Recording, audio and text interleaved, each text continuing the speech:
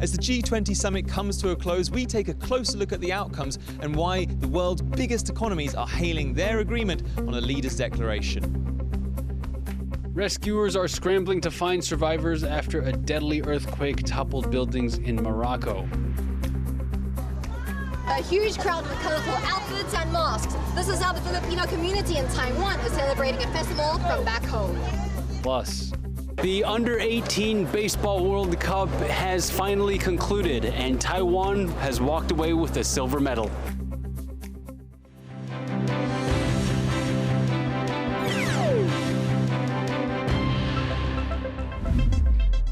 A warm welcome to TaiwanPlus News. I'm Leslie Liao.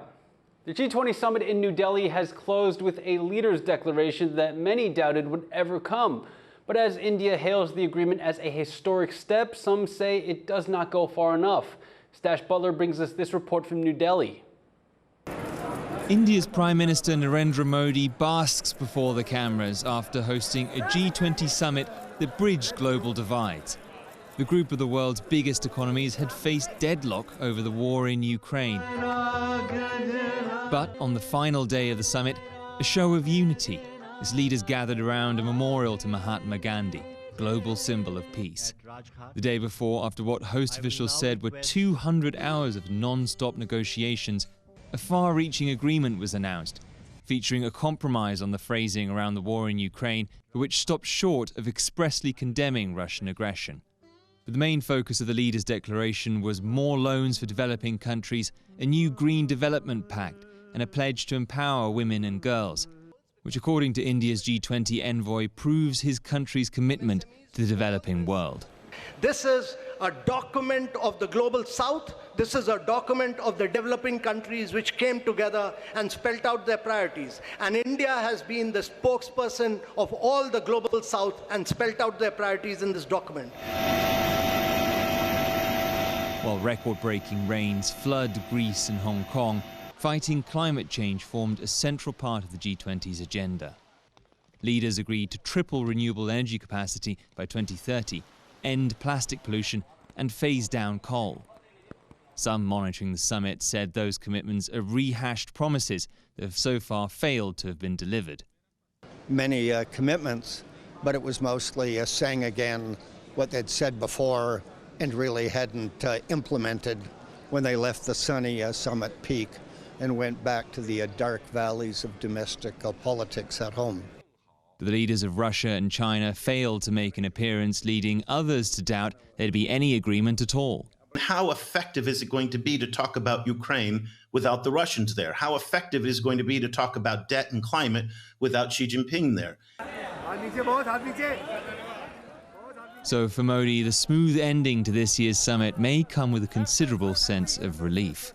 India's Prime Minister has championed multilateral diplomacy. He refuses to condemn Russia while sending aid to Ukraine. He works with China in special forums while building trade with the US.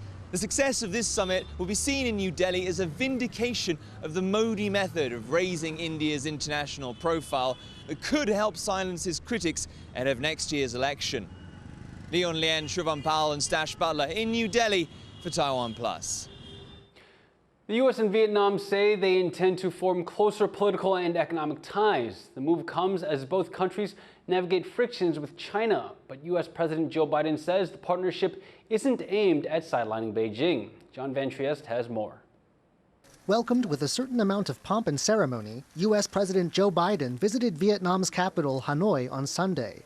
The city was bombed by U.S. warplanes little more than 50 years ago, but a lot has changed in attitudes and geopolitics since then.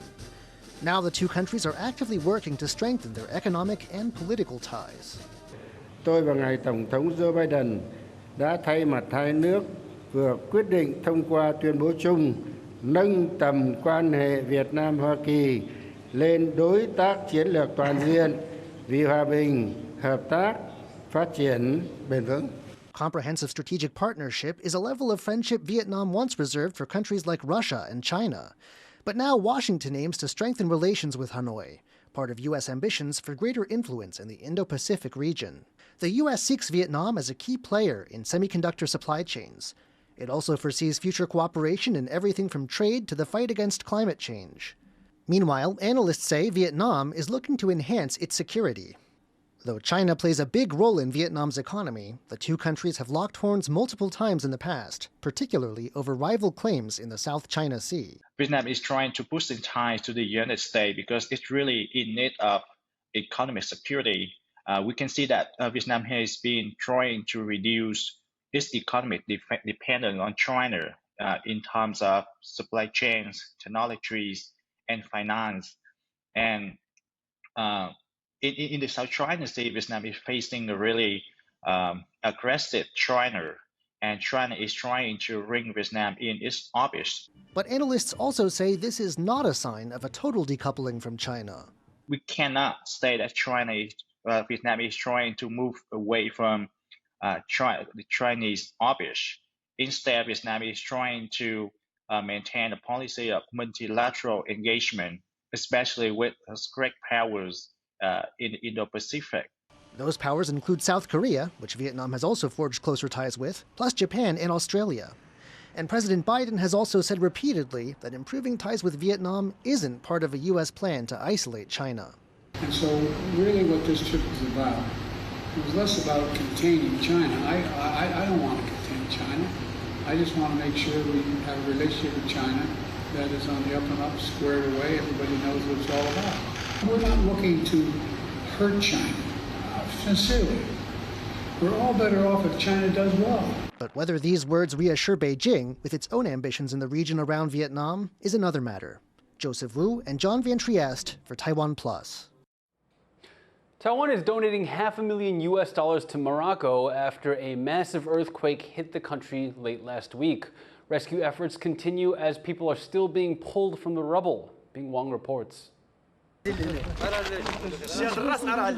Search and rescue teams in Morocco dig through debris, racing to save those still alive. Nearly 3 days after a 6.8 magnitude earthquake hit the southwest of the large city of Marrakesh, killing thousands of people and displacing more than 18,000 families. The death toll and the number of casualties are expected to rise, as many affected areas are in a vulnerable and remote mountainous region. It's the strongest quake to hit the country in 6 decades. كما تشوفوا المنزل تاعنا مشى كل شيء مشى فقدنا كل شيء فقدنا المنزل تامة يعني لا مسؤولين يطلعوا علينا لا احد يجي يقدموا لنا مساعدات اللي يعاونونا شويه وهذا قدر الله. الولد بسلامته هو حادق مشى قلب على التليفونات هزينا التليفونات ضوينا ملي زقا داك الشيء شي 10 دقائق وانت تشوف الدوار كيفاش داير. The tremors toppled thousands of buildings, homes, and hospitals, and destroyed crucial roads. The damaged roads have made it difficult for relief efforts, leaving many areas without food, water, or electricity. These makeshift tents were erected by the government for those displaced. The government of Morocco has allocated funds to help the rescue search. الذي عرفته المملكة المغربية والذي تم على إثره إحداث حساب مرصد لأمور خصوصية يحمل اسم الصندوق الخاص بتدبير الآثار المترتبة على الزلزال الذي عرفته المملكة المغربية. International donations have come pouring in, including from Taiwan. It's all hands on deck here, with search and rescue teams working day and night, looking to dig more people out of the rubble. Andy Xu and Bing Wang for TaiwanPlus. A train believed to be carrying North Korean leader Kim Jong-un has departed the north and is on its way to Russia. That's according to South Korea's YTN news agency, citing an unnamed government source. Kim is expected to meet with Russian President Vladimir Putin to discuss arms sales. North Korea is reportedly looking to sell artillery shells in exchange for money and submarine technology. North Korea recently celebrated the 75th anniversary of the country's founding, showing off its newest military hardware and vehicles. The potential meeting between the leaders of North Korea and Russia, along with Pyongyang pursuing closer ties with Beijing, are seen as a way to counter U.S. influence in Northeast Asia. For more on this, our reporter Jaime Okan spoke to Edward Howell, professor of politics at Oxford University. How significant is North Korea's push to deepen ties with Russia? We don't know for sure whether this meeting is going to happen. Kremlin yet to confirm it. Same with the regime in Pyongyang. But if it does happen, And we must remember that Vladivostok is where Kim Jong-un last met Putin in 2019. I think it highlights the importance of the transactional nature of the relationship for both parties. So-called ideological solidarity is important to give the impression of a healthy relationship. But fundamentally, North Korea needs money, its economy is cash-strapped, and Russia needs munitions. Now, irrespective of whether the munitions are any good, they're qualitative. When Kim Jong-un meets Putin, if Kim Jong-un meets Putin, because the focus is going to be on arms sales, cash for arms, in addition to Putin providing food assistance as well, North Korea may likely hold firmer to any pledges it makes. But obviously, we should not be surprised if there are bumps ahead into both. And it looks like it's not just Russia that is also being seen in North Korea at the parade. Chinese officials were also there. How significant is that? Chinese officials were at that parade, and yes, Chinese officials, in addition to a Russian delegation, were at the parade on Saturday morning at midnight. So what this shows is, yes, North Korea is inching closer towards Russia and China, and it's very overt about it. Clear, overt gestures, domestic and foreign audiences, that Pyongyang is warming in its relation to Beijing and with Moscow. One of the suggestions that Sergei Shoigu allegedly made was that Russia, China, and North Korea would be hosting trilateral military drills. That was Oxford University politics professor Edward Howell speaking to our reporter Jaime Ocan. Prosecutors are investigating a construction firm in connection to the partial collapse of several Taipei apartment blocks last week. Taipei City Councilor Wang Sijian alleges Jitai Properties flouted safety laws at one of its construction sites, which damaged neighboring buildings. Over 400 people had to be evacuated, and it's unclear if some will be able to return home at all. The company estimates rebuilding the worst damaged units could cost close to $8 million. It's pledged to take responsibility and to set up a trust fund for households affected by the situation. A university team has made its second successful research rocket launch. Named Jessie, the rocket made liftoff on Taiwan's southern coast.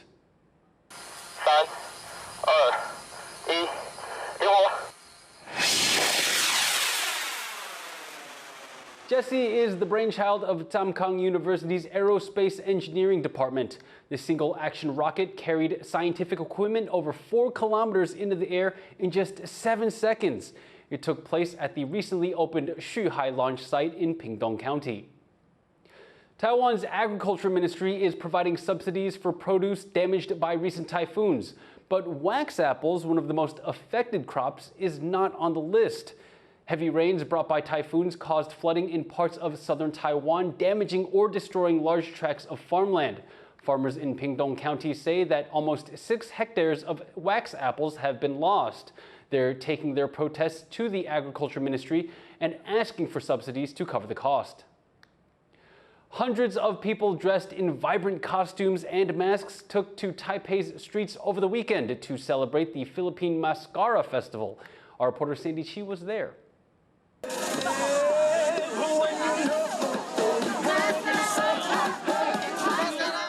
Walking down the streets of Taipei on Sunday in flamboyant outfits and colorful masks.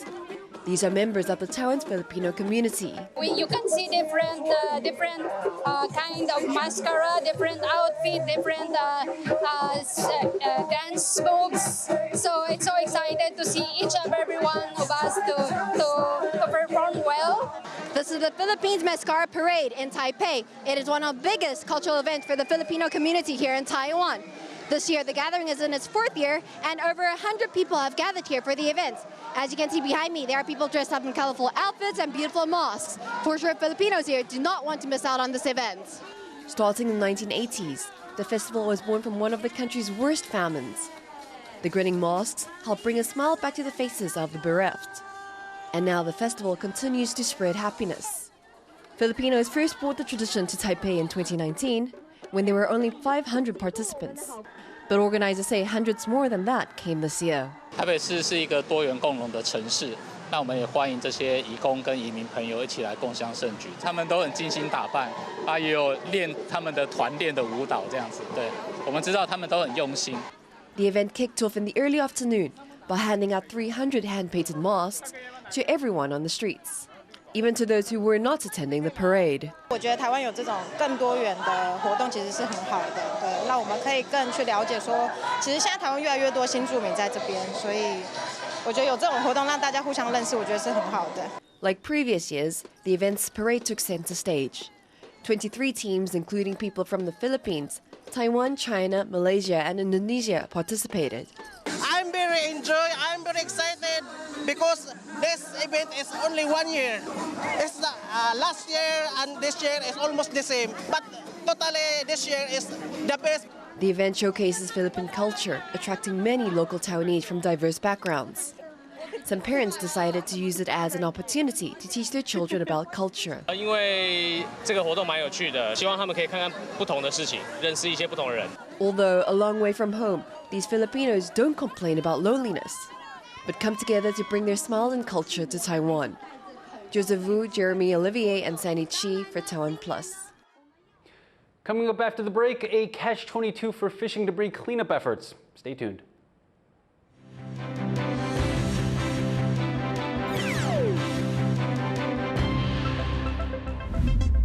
For more stories from Taiwan that are a real home run, please download the TaiwanPlus app.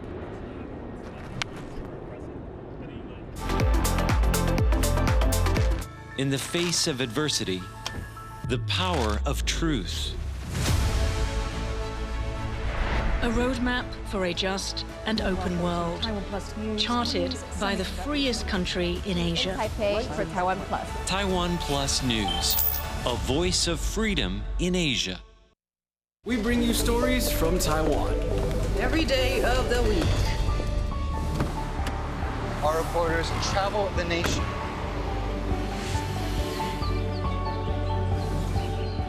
Exploring the issues that matter to you. News from here in Taiwan and around the world. What's Up Taiwan? Weekdays on TaiwanPlus. I'm Joyce Sun in Bangkok, Thailand, and you're watching TaiwanPlus News, a voice of freedom in Asia.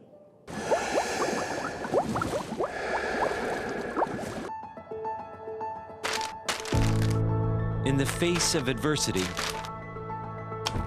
the power of truth.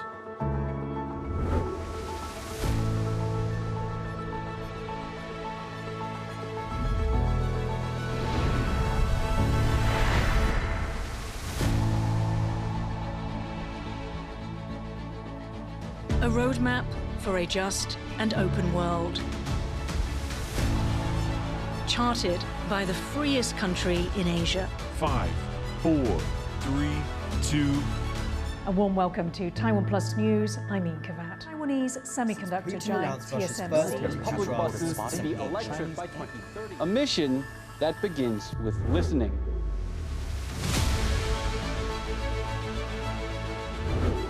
And telling the stories of Taiwan. In Taipei for TaiwanPlus. Drawing insight from original thinkers and sharing it with the world.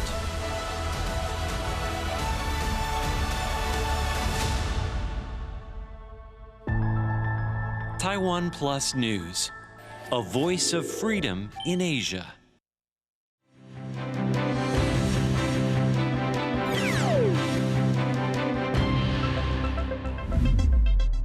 Welcome back. You're watching TaiwanPlus News.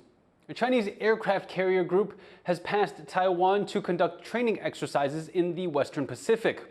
Taiwan's military says it tracked the Shandong carrier and its escort 60 nautical miles southeast of the country's southernmost point.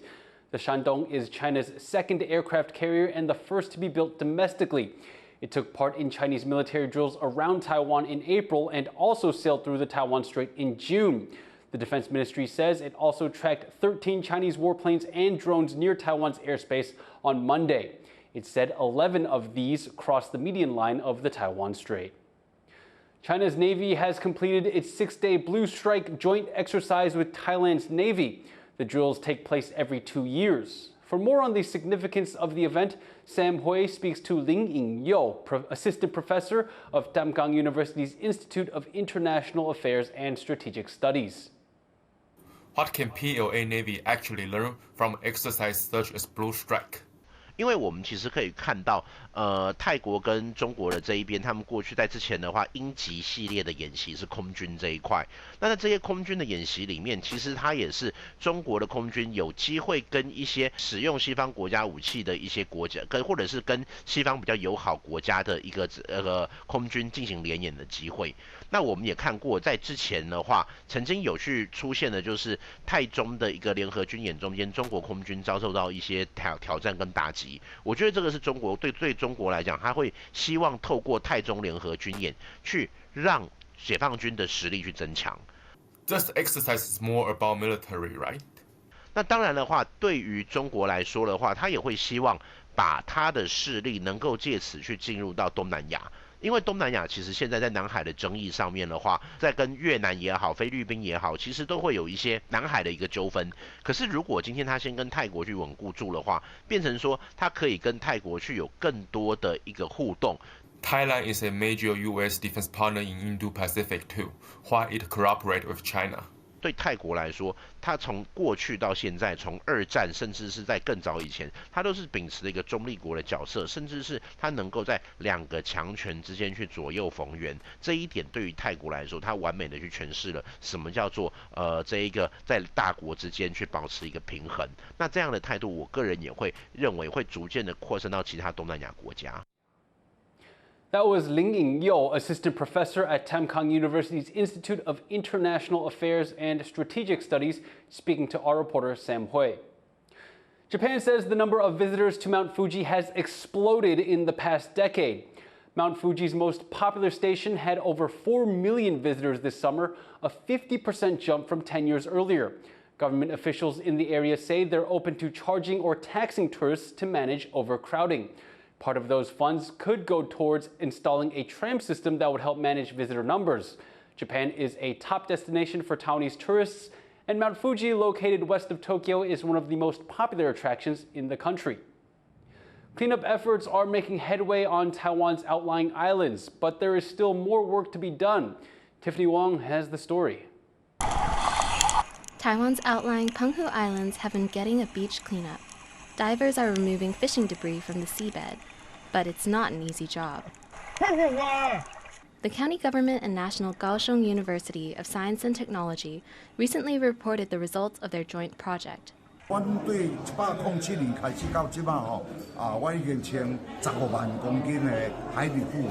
That's over 600,000 meters of littered nets that are severely damaging the marine ecosystem.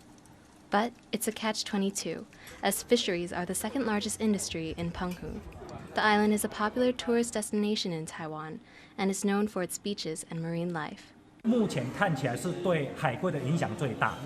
Using the latest technology, researchers are collecting data using geospatial systems analysis to build more sustainable industry practices.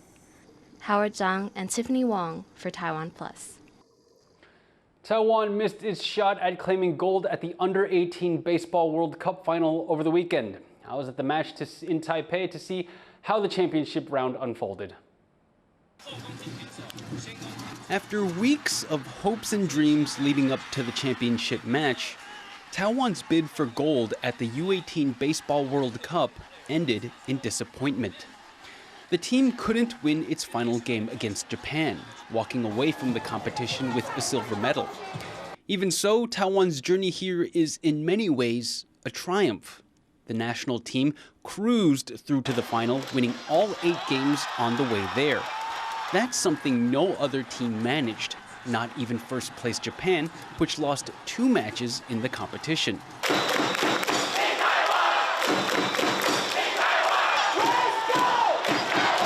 The gold medal game was a close one. Taiwan struck early, scoring its first and only run in the first inning. But Japan came back in the fourth inning, scoring 2 runs on 2 surprise bunts and a throwing error by Taiwan. 日本队就是会突然来一个短打，那如果你没有事先准备好的话，就是容易失误嘛。所以我觉得选手啦，大家都尽力了啦。Taiwan lost to Japan 2-1. It's an outcome that weighed heavily on the team's players. U18 is short for under 18, which means these athletes are either still in or barely out of high school. Tickets to the final game sold out within hours the night before.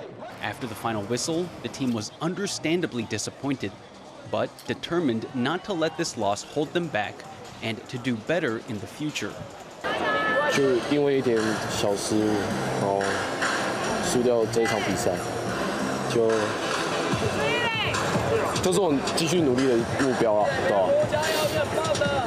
然后就祝福他们以后继续努力，对吧？ Earlier in the day, South Korea beat Team USA to claim the bronze medal. That makes the top 3 teams in the competition Japan, Taiwan, and South Korea in that order. It's certainly not the end Taiwan's players and baseball fans were hoping for, but a silver medal and an 8-win, 0-loss record going into the finals is nothing to balk at. Thank you for watching TaiwanPlus News. Remember to download the TaiwanPlus app for more stories from Taiwan and around the world. Finally today, we leave you images from an international flower arrangement competition in Manchester, UK. I'm Leslie Liao. Take care and see you next time.